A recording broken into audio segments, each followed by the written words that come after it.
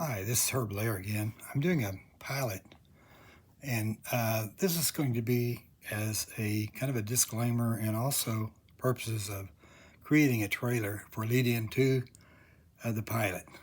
As many may know, planning a trip for my family out to Phoenix. We're going to drive a ride in the Waymo. We won't be driving it, of course, and I will be trying to do other artificial intelligence things that are beneficial to people with disabilities and visit with people and talk to people and have a lot of things in mind as fun and also informative ideas. It'll range from ideas that will fit the homeless to the billionaires, from people that are, I guess, mentally challenged up to the people that are genius. I think that everything we do because of it applying to people with disabilities will apply. Many don't realize that the people with disabilities are the largest as far as minority. There's a billion nationally, and there's probably 26% in that category throughout the families in the U.S. If you were to do an anecdotal evidence type proof, you can go to a Walmart and sit around there for a while, and you might say, hey, 26% doesn't cover it. It's more than that. So the idea here is not to raise a lot of money or anything before the pilot. It's just to generate, enthusiasm and interest, and I don't want that to be mistaken. The big key right now, as I see it, is not only just a small amount, but a token amount from a large company or a company that has presence in Arkansas and national offices or international offices that can come in and help assist in some of the production and obviously pre-production and post-production and editing and some of the video and having equipment available at key times. As you can imagine, it'll be a very hectic schedule, and sometimes I'll be trying to carry the load. My wife and daughter will be available on occasion, and it'll be introductories for them, but this is no way a egotistic trip. I've got a lot of people, a lot of good friends that are supporting this, neurologists and doctors in Little Rock at UMS. I've got friends from my boxing experience at it's geared around Parkinson, and also physical therapists that are involved in teaching and training programs. So it's nothing that's either self-centered, but ways to make the story more interesting and maybe bring out some people at key points and introduce them so that you can see how well they've done. This is not to make anybody feel sorry or anything to gain any kind of financial support for anything. I think you're going to find that there's billions of money that's available from disposable income, and those are discretionary. They can be spent any way, but they're not going to be taken advantage of. I suggest that you really be careful in that point. They can travel. They're great travelers. They can travel off season. That's what I'm doing in going to Phoenix at this time. Get the best deals, and they can also buy the best products and best real estate and be involved in a lot of activities that you might not ever consider by their looks. I know I have a daughter that has orofacial digital syndrome.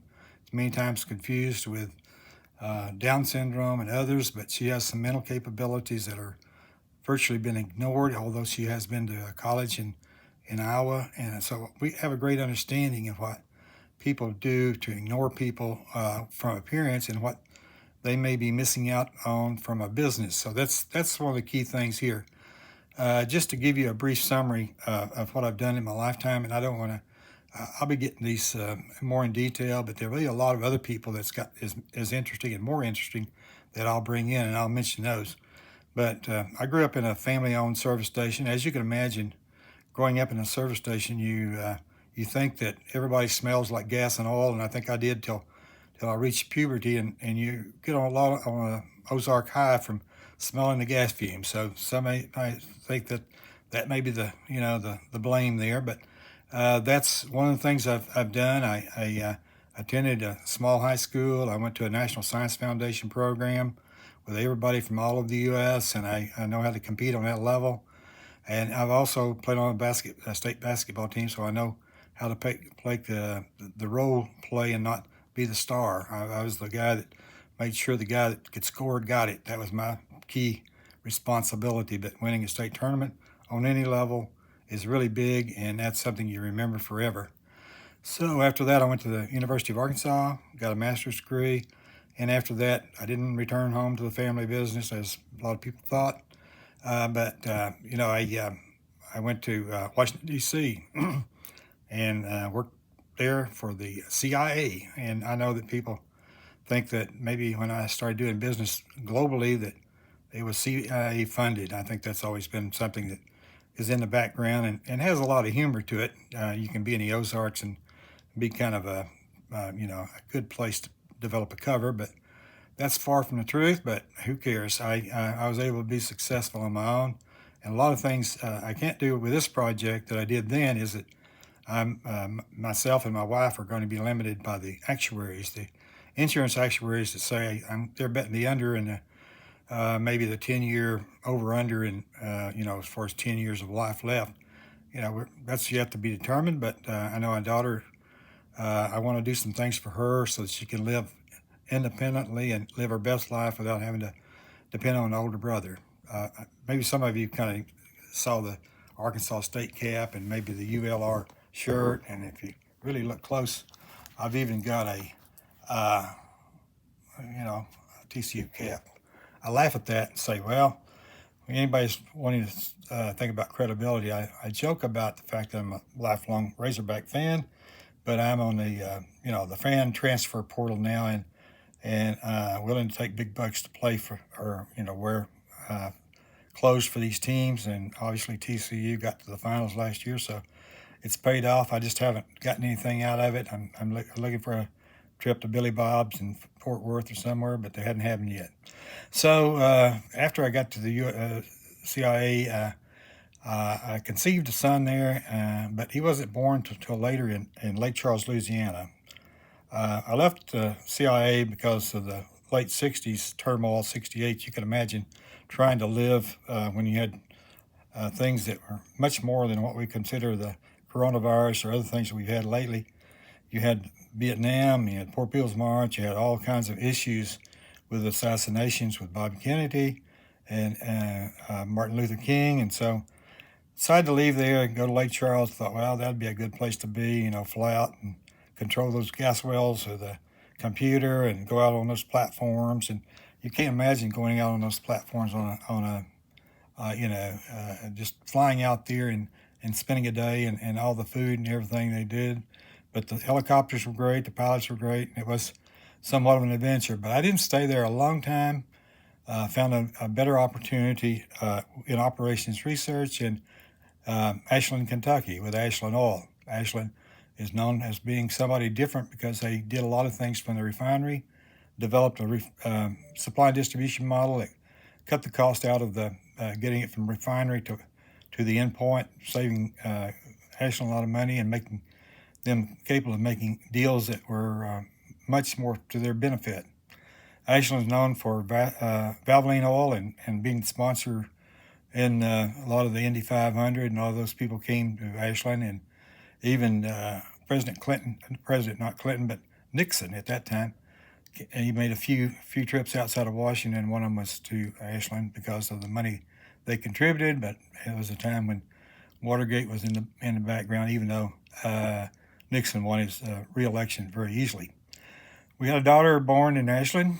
She had orofacial digital syndrome. It was quickly diagnosed, although we didn't expect it, and down by University of Kentucky and Lexington.